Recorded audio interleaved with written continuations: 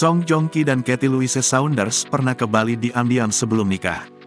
Senin tanggal 30 Januari tahun 2023, Song Joong Ki menghebohkan publik setelah membuat pengumuman sudah menikahi artis Inggris, Cathy Louise Saunders. Song Joong Ki mengumumkannya melalui fanpage resminya bahwa ia telah mendaftarkan pernikahannya dengan Cathy Louise Saunders. Tak hanya itu, Song Joong Ki juga menyebut jika istri barunya itu tengah hamil calon anak pertama mereka. Tidak lama sebelum pengumuman itu dibuat, Song Joong Ki dan Cathy sempat menikmati liburan di Bali. Momen keduanya ketika tengah berada di Bali terekam kamera netizen.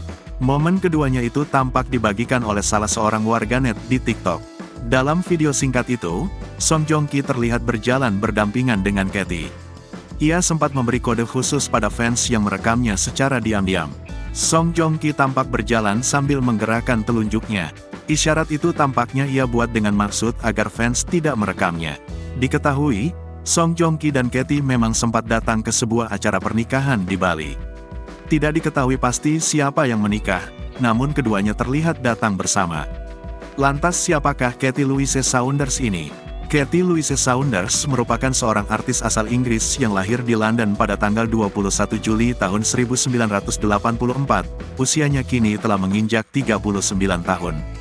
Cathy lebih tua 2 tahun dari Song Joong Ki.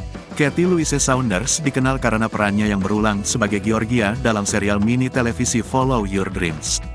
Diketahui, Song Joong Ki tampak mengenalkan pacar barunya saat menghadiri konferensi pers untuk episode terakhir drama Korea Reborn Rich pada tanggal 7 Desember di Singapura.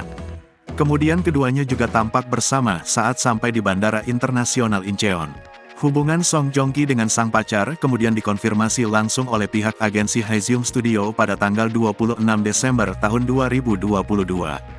Aktor Song Joong Ki saat ini sedang berkencan dengan seorang wanita dengan perasaan positif, ungkap agensi, kata pihak agensi, dikutip dari Sumpi.